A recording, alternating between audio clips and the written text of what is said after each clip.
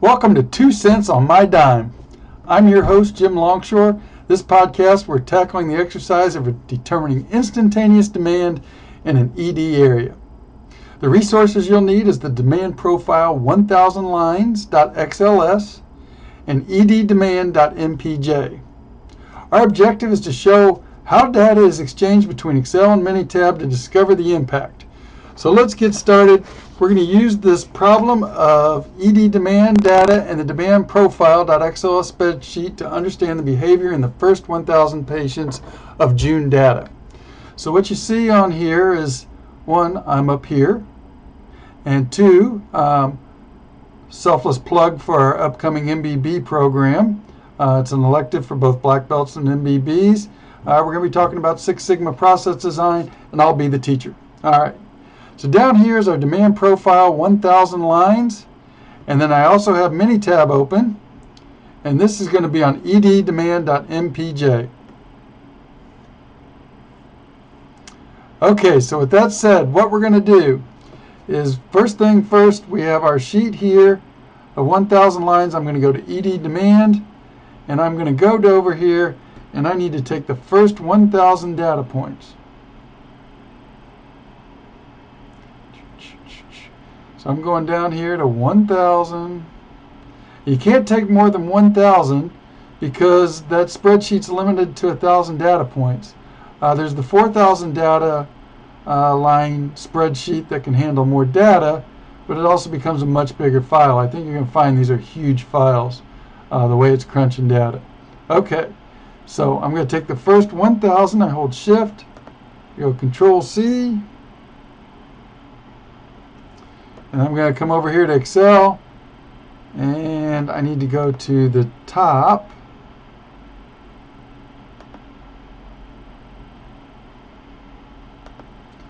I believe it's cell 17. There it is. So I'm going to click in that cell and Control V.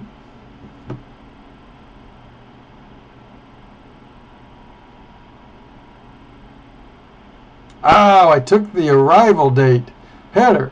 So that means in mine I'm going to do a Control Z. That undoes it, sorry. And I'm going to come over here and I'm going to take everything but the top one.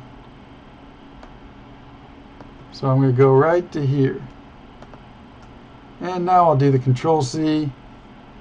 And now it's just a simple Control V. So the Control C is copy, Control V is paste. Okay? Go back over to Minitab. I'm going to take arrival time. So I just hit the down arrow. That took me to the bottom of my data. And I'm going to take the first 1,000 of arrival time. So now that's copied. Control C. Move back over here. And Control V. Okay. It's coming along nice. Now I'm going to come over here and I'm going to take down one, my down arrow, that gets me to the bottom, and I go up and I'm going to take my departure date and time. And just so you remember, all these rows relate to one patient, right? It's the time that patient arrived and the time that patient departed. So Control V, and then I'm going to come over here in the last one, down arrow, and then I hold the Shift to go to the top.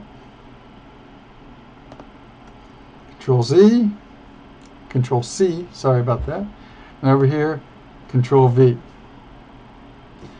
Okay, so now my data is entered. I have to change my start date. It looks like this is 6/1, so I'm going to come up here and I'm going to change this to 6/1 and hit enter.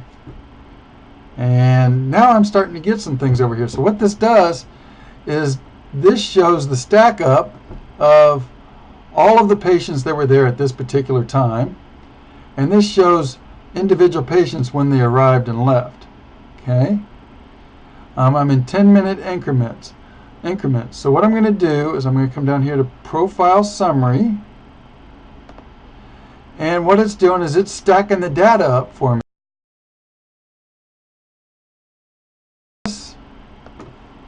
Hold the Shift, End, Enter. Will take you to the bottom. I'm sorry, Shift and down. Takes you to the bottom of all the data. We're going to do a Control C. And now I'm going to do a File, New Worksheet, and Control V. And so I'll paste it as a date. And the date, what did I do? Should have pasted all of it. Undo. I want all of it. Shift enter down. Control C. Control V. There we go. And notice that what it did is it's recognizing date and time over here, month, day of the month, day of the week. It's noticing that as a date, time, and then demand. Okay. Now the interesting thing with this, well, I think it's interesting, is when if we go to the bottom, our last time was June 2nd, 2008 at 1730. Remember that number. We want 1740 to be the next one, okay? So we come back over here, and now I'm back on Demand Profile tab, and we want to change this to June 2nd, and I believe this was 1740 is what we want it to be, right? I hit enter. Whoa, look what happened. My demand is now peaking. So I'm going to change this to maybe 3 patients per block. So that's showing you that my demand max was at 22 patients in the ED during these time periods. Okay? So if I come over here now to Profile Summary, it now is updated to show June 4th. Right? So now I don't want the header anymore, so I need to take that first row, Shift End down, highlights all of them, Control C, and then here I'm going to go Control V. And now I'm going to go to the bottom of that data.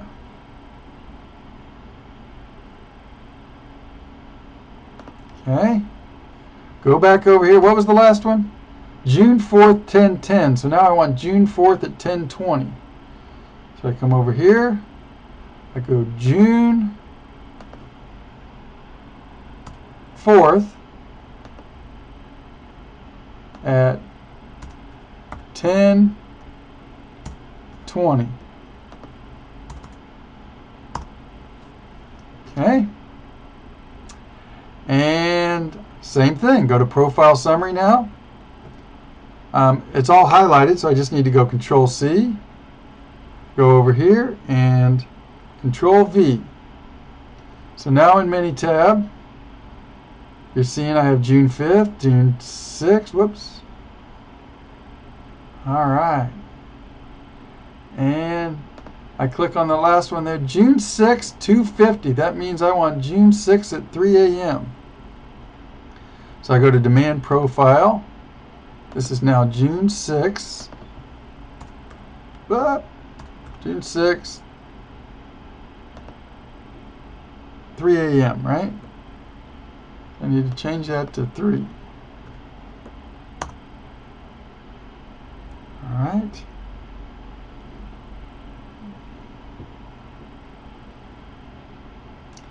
And now I go to Profile Summary, Control C, take it over here, Control V, and I look, and it goes all the way down to June 7th of 2008, 1950. So June 7th at 20. But how far did our data go down originally? It went through June 10th, so we could probably do one more here. So June 7th at 20. So I'm going to change this to June 7. And I change this to 20. And I hit OK. And this should be the last time I'm going to copy data. I'm going to do Control C, Control V. So now I have all that data in there, and if I want to look at instantaneous demand, or I don't know, we want to do a dot plot, we can go graph, dot plot, and we'll just do simple of demand, and it shows something that looks like that. Now I don't trust these answers down here. I don't believe our and I'll show you why. If you look at how this works, the beginning one was June 7th. Whoops, it's June 1st at 1 a.m. Now, don't you think there was probably a patient that arrived June 1st at, say, 12:30 a.m.? Well, this is where we started our data. So I don't trust this beginning data because it's all about stacking up. And so how long is a visit in an ED? I'll just say 3 hours. So if my data started here, I probably want to go at least until maybe the end of June 1st. And what I'm going to do is I'm just going to delete that data because I just don't trust it. So I'm going to get rid of June 1st. And I'm going to start my data on June 2nd. So again, hope that makes sense. Your data, when you went to collect it, it's all when a patient arrived and when a patient left, right? So when a patient arrived and when a patient left. So this is where I collected my data. Well, there's patients that arrived here that departed later that are in my numbers, but I didn't collect those, so I didn't track them. So that's why I need to get rid of that initial data. So I'm just going to do a delete rows on Minitab.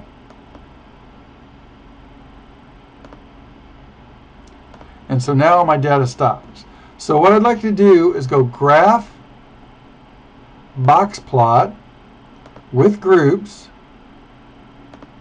click OK, and we're interested in demand, and I'm going to go by day of the week. Say OK. Tuesday, Wednesday, Thursday, Friday, Saturday, Sunday, Monday.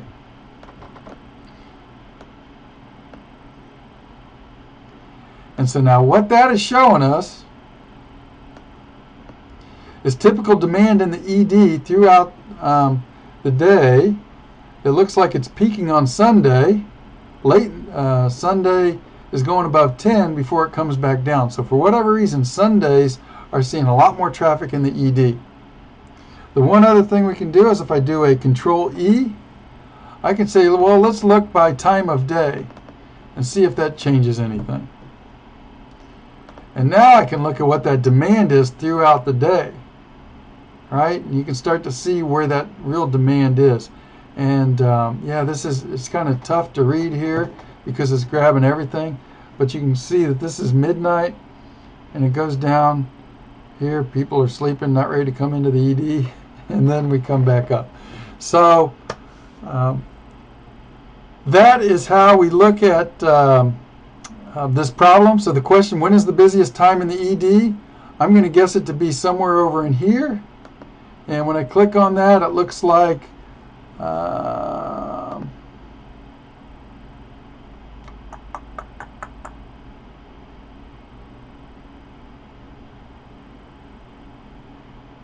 this is probably about 10 p.m. or 20 something. It's at night is when this is occurring, right?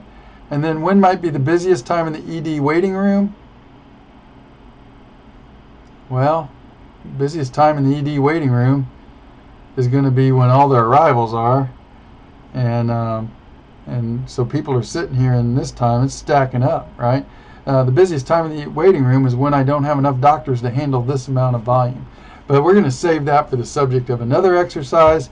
So again, this is 2 cents on my dime. I just wanted to walk you through how to use this tool. Hopefully this is valuable. If you have questions, I can be reached at 317-681-4707.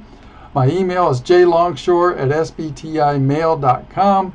Again, if you look at the bottom left here, we do have an upcoming course on Six Sigma process design that I'm teaching. Tell your friends, tell your family, let's load that class up because it's going to be a great one. If you're a black belt or a master black belt and you'd like to take this elective, reach out to the number there at the bottom, 512-353-7489. That's all for today. Thanks, and have a great day.